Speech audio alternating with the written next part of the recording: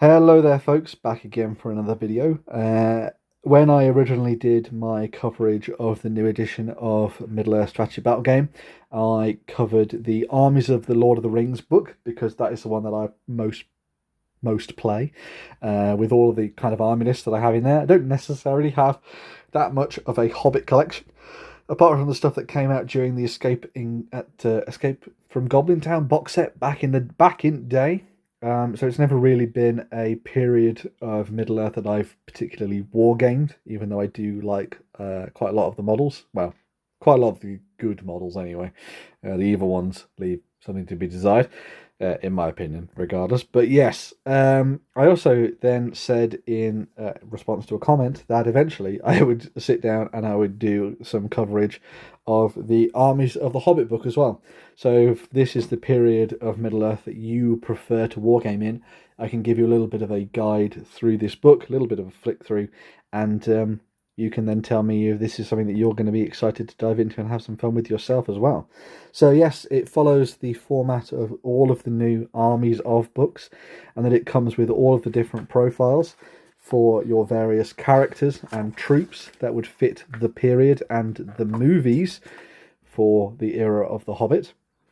If you've watched my Armies of Middle-earth video, then you will see that that had some of the other profiles for various characters, and also troops that would have popped up in the Hobbit era but wouldn't necessarily have been seen in the films, or were seen in the films at all, to be honest.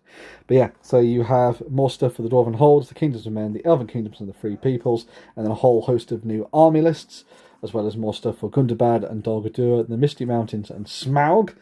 Yep, Smaug gets a list, as well as a set of evil army lists there as well. And again, these have all been designed to either fit a particular moment in the films across the trilogy, or fit a theme for the trilogy, essentially. So you'll see stuff in here that will kind of allow you to play particular scenes out, whilst also giving you options for larger armies as well, for things like the Battle of the Five Armies.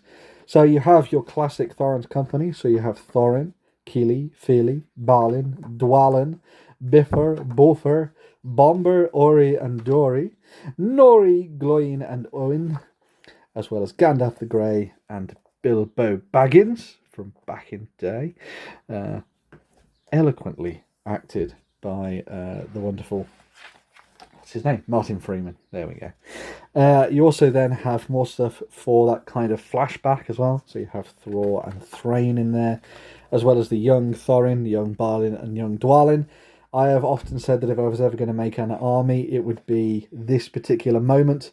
So the battle outside the gates, where you would have Thror and Thrain in there alongside these three younger versions of the dwarves from Thorin's company, alongside a bunch of these badass dwarves alongside you, which seemed to be really fun. It's a bit of a shame that some of these I think are still not Forge World, Finecast, but I'd have to check the website to see if they've done something on that front. You've also got Day and Ironfoot there as well, alongside the Iron Hill Captains, the Iron Hill Dwarves, the Iron Hill Goat Riders, and all that kind of good stuff as well.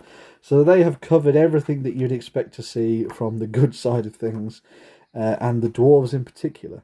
You also have the wonderful Bard the Bowman, wonderful character. Absolutely love Bard in the books and in the movies as well. I think Luke Evans did a really good job with the character.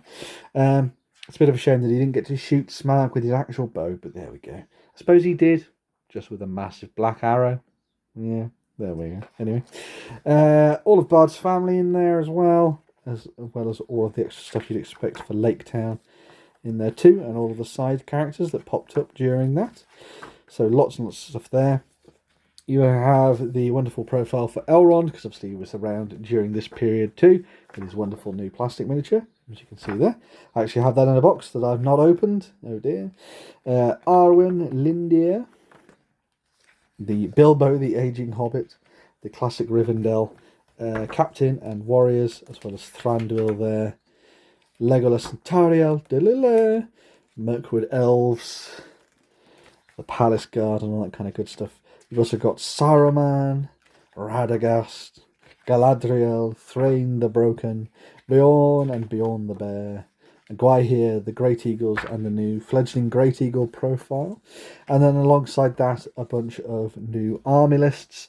So, for those who are unaware how this works, essentially, yes, you do have all of the points for all the different characters here, but this is where you build your army list. Again, there's nothing to say that you have to when you're playing with friends.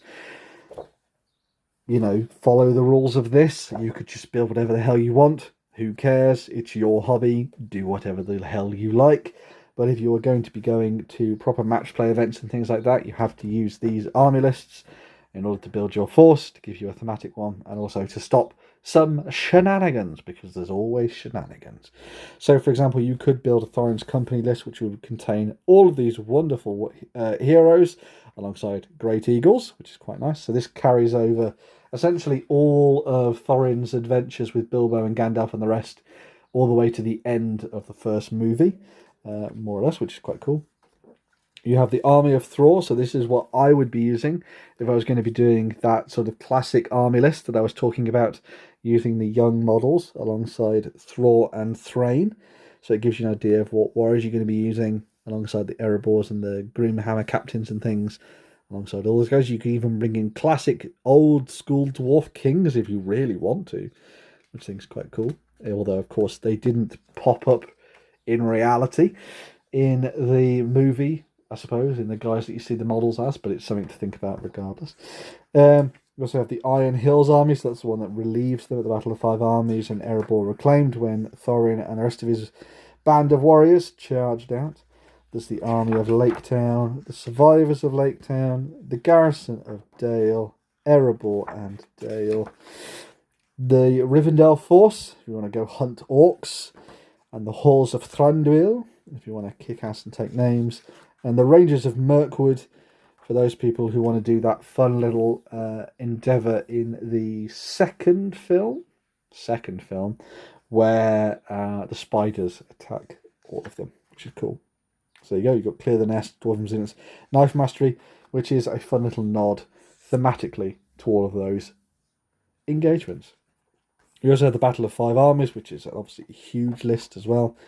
The Assault on Ravenhill, so again, you have very broad army lists and then very focused army lists, which are very much pinpointing a particular moment in time. What this is really good for is for people who want to make thematic armies for tournaments and want to have a guide for building up cool dioramas to showcase their figures. You know, as we've seen at things like Throne of Skulls, and you get to see a lot of independent events for the Middle-earth strategy battle game as well.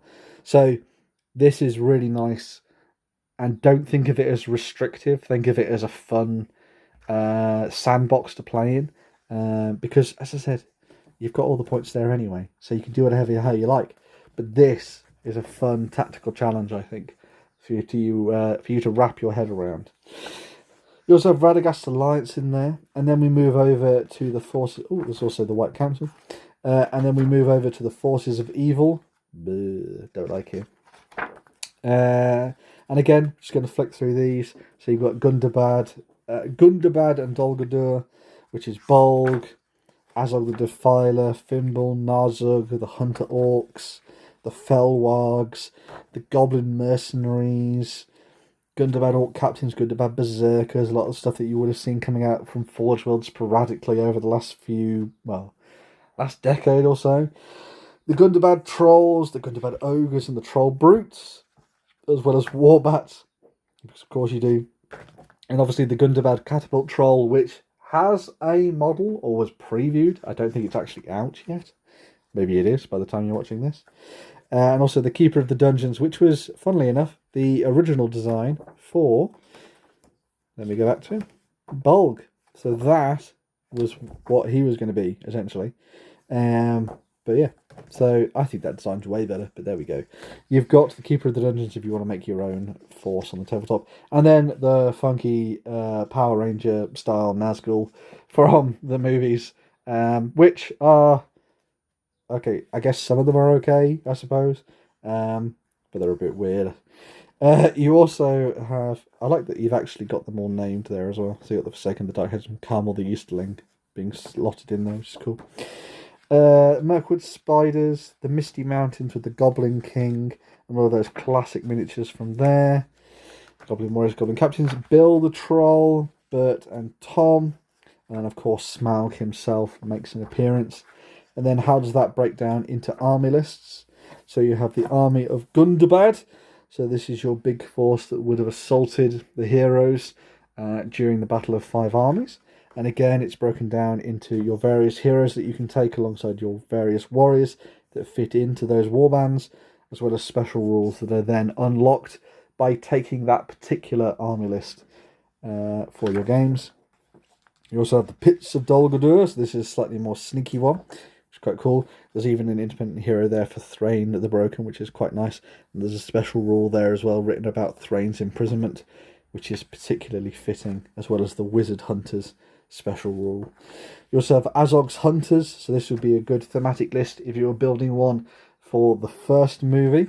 A nice one for that sort of fight atop the cliffs before the eagles attacked, and also that chase down the river with the barrels where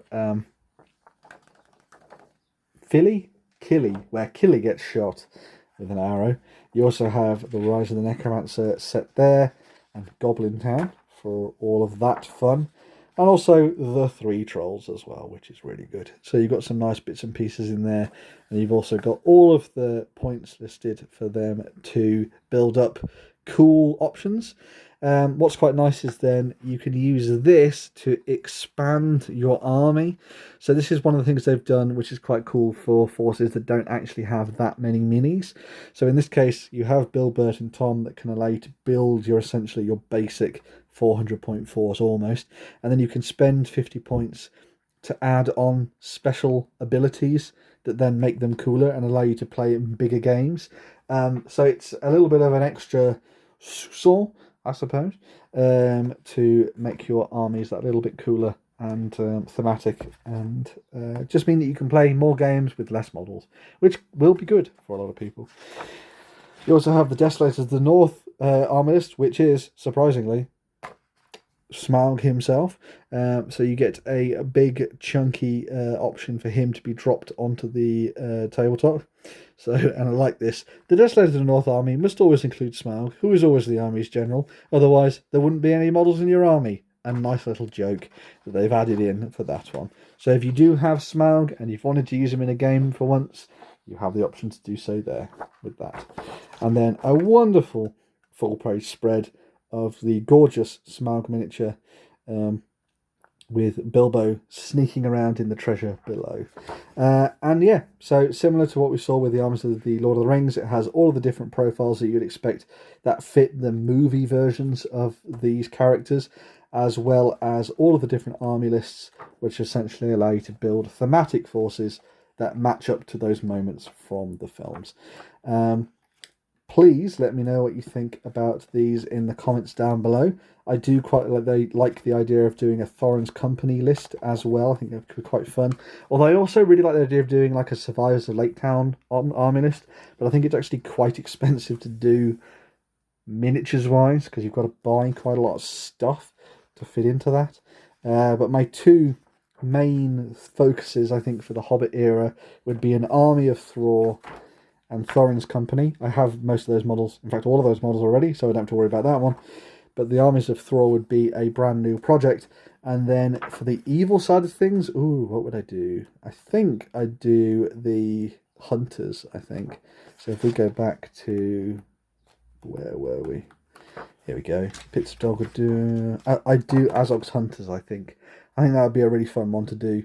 I have lots of the Hunter Wargs and things, and those miniatures there. But I'd use the Keeper rather than him, I think, just for aesthetic purposes. So yeah, maybe that's two projects that I will end up working on in the future. We'll have to wait and see.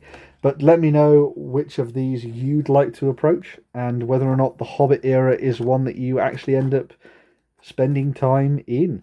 Obviously, we've got the War of the Rohirrim period as well. that a lot of people are diving into at the moment too. So that's essentially 3 different eras of Middle Earth for people to be having fun with at the moment. But yeah, drop your thoughts on the Armies of the Hobbit down below in the comments. Tell me what you think of this era of Middle Earth. Do you have large armies for this already? If so, what are they? Do all of those things that people tell you to do at the end of videos, be that liking, sharing, and subscribing. But most importantly, I just want you folks to drop some comments down below on this video, and we'll get a conversation going, because most importantly, I just like talking to you folks about the wonderful world of miniature gaming and everything that comes with it. So yes, let me know what you think, and yeah, I'll be back in another video very, very soon. Bye for now.